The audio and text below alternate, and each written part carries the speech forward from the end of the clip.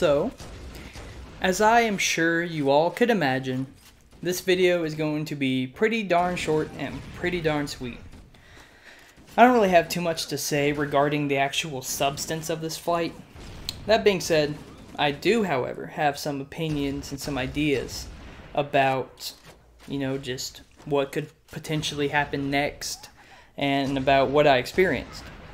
Halo CE on PC, it's awesome. And I'm going to mention a lot in this video that is something that me and I'm pretty sure a ton of you have years and years and years of experience with. It was really fun, I enjoyed it. And I think that it's it's just what it is. It's just Halo CE on PC. So let's go ahead and let's break down my experience and my opinions on this flight and my prediction about what could possibly be coming in the near future. So let's dive feet first into hell and talk about Halo CEA PC flight number 1. This segment of the video is the one that most people would assume to be the longest, right? I mean, obviously I'm chock full of opinions regarding the limited, but still entertaining, substance of this flight, right? Well, yes, you'd most certainly be right. I mean, what is there to say besides the fact that it's Halo CE on PC? I mean, I've been grinding away at Halo CE on PC through Gearbox's port and Halo Custom Edition for well over a decade now. It's not much new content, really. I mean, playing at a near kinda uncapped frame rate is cool, as is having the MCC's overlay, the medals, and the progression system. But at its roots, it's still just Halo CE on PC. As a matter of fact, the version of Halo CE that was used for the MCC was Gearbox's PC port from 2003. So if you think about it, we're playing a PC game that was ported to Xbox and is now back on PC with, some tweaks and changes along the way. It's really quite interesting to look at it from that perspective, if you ask me. So, let's start with the campaign. For campaign, I mean, the fact that we had almost half of the playable campaign levels at our disposal might signify that Halo CEA is closer to a PC launch or release than we expected. Possibly, of course. Playing through the selection of levels we had with a really high frame rate and the crisp anniversary graphics was quite a delight to be had, if I'm being honest.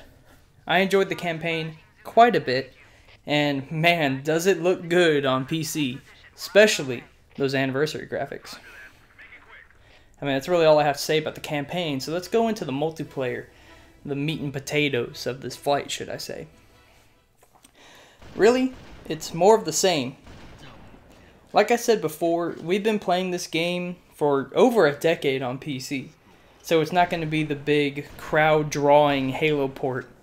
We're going to reserve that title for Halo 2 and 3, for sure. I would argue probably more so Halo 3 because Halo 2 was on PC, still technically is, through Project Cartographer, which I've talked about in the past. But I know Halo 2 is going to lead to a huge resurgence in population. So what else do I really need to say about the multiplayer? I mean, the spawns are still absolutely bonkers on pretty much every map. And Blood Gulch sure doesn't get old. I mean, over half the multiplayer footage I recorded for this video was Blood Gulch. And that's not just what I chose to record. Literally, I mostly played during the big team battle 8v8 nights of the play session. Because I just prefer big team battle, I don't know. I just do. And I mean, it was Blood Gulch more often than not. But, that's not a complaint at all, by any means, by the way. I absolutely love Blood Gulch. My personal favorite combination is that good old Blood Gulch CTF, which was the map and game mode combination that I consistently did decent on. Halo CEA on PC in itself is an enjoyable multiplayer experience, even with its quirks. I mean, I don't expect anyone to take this game's multiplayer seriously because it's just chaotic, you know. You can't really take it all too seriously. The addition of the MCC's overlay and the medal system helped kind of modernize the PC experience, as well as throwing in the progression system. You know, that just kind of modernized it a bit. Medals and the progression system aren't actually new to the MCC, though. As we know, the progression system was added when Reach dropped. But it's still nice to have that on PC as well. I mean, it gives the player a purpose to play the game on top of just playing Halo CEA or Halo CE for the chaotic fun that is the multiplayer. Now you actually have something to grind for, which is cool and all, but I personally have a soft spot for Halo CE's multiplayer for reasons I've mentioned already. I must say, though, I didn't revel in this flight's content all too much because, as I've stated multiple times before, I've been paddling up this river for at least a decade, actually over a decade. And that's not to say that the game isn't fun or anything. It is. It's just not new enough to keep my attention for a substantial amount of time. I know many other people in the community probably share that same sentiment, but at the same time, it's not supposed to be new or reinvigorating or anything like that. It's just Halo CEA coming to PC for all of us Halo fans to enjoy as part of the Master Chief Collection.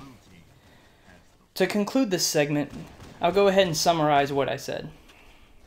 The campaign was fun, you know, with the near uncapped frame rate and anniversary graphics. It was nice playing some of the CE's campaign on PC again, and I can't wait for the full campaign to be available. It's funny actually how right after I finally got around to playing and finishing Cursed Halo, we get the first Halo CEA PC flight. Let me say, the transition was rather smooth, to be honest. I had a lot of fun with the multiplayer as well. It brought back memories from the Halo Custom Edition and Halo PC days.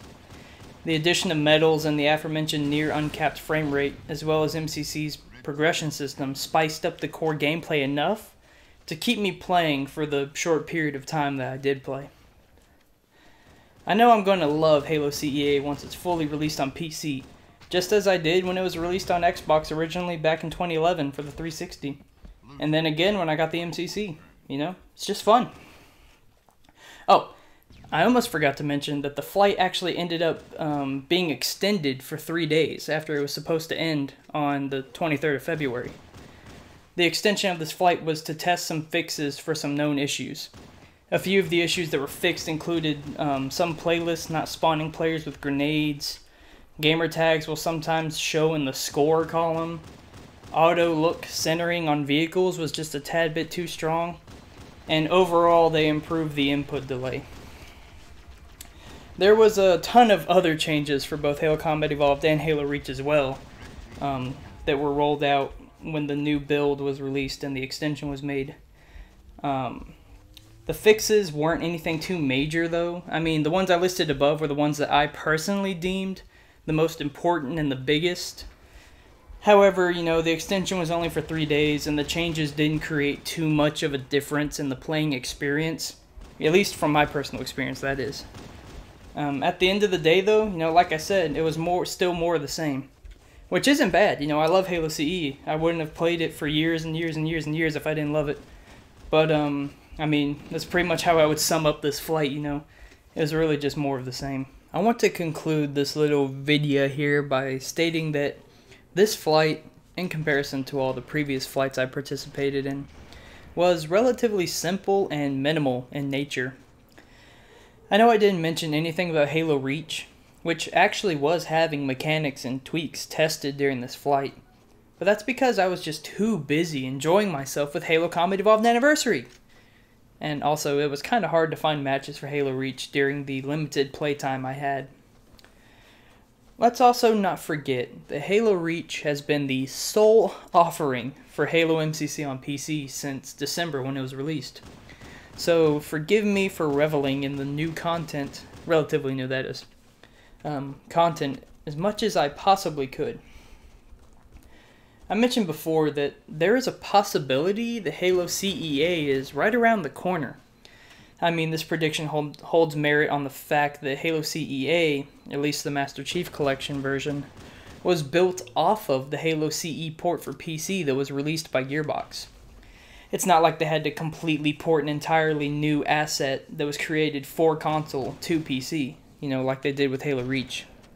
Halo CEA actually has its roots in the PC build of Halo. Again, the MCC version, because I know someone out there's going to be like, well, actually, the original Halo CEA from back in 2011 was built off of the Xbox version of Halo CE. Yeah, we all know that.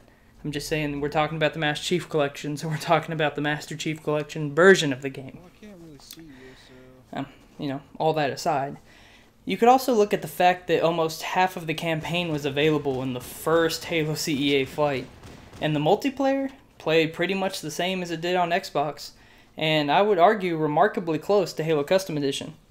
I mean, even that little burp sound whenever you damage an enemy player was present in the flight, which, you know, I don't really know if it makes that little sound cue on the Xbox version. I don't really pay attention, but I definitely noticed it on the PC version. Also, they did extend this flight to test a litany of tweaks and changes. And we all know the last time they extended a flight for a certain little Halo game, it ended up being the last flight before launch. I'm looking at you, Halo Reach. However, at the end of the day, all of that is just my predictions. You know, I'm not saying this is gospel. I'm not saying this is fact. It's just predictions. You know, Halo CEA, it was just that. Halo CEA, it was more of the same, which isn't entirely bad. I know I've reiterated that a bunch, but you know, I can't wait to have access to all of Halo CEA's PC glory when it finally releases on PC. I love participating in these flights and helping shape the future of Halo as a whole. And if you aren't already registered for the Insider program, I implore you to sign up right away if you want to be part of the force that shapes Halo's future. I hope you guys all enjoyed this little overview of the Halo CEA flight, my opinions on it, and my prediction for the future of Halo CEA. I will see you all in the next video. Peace!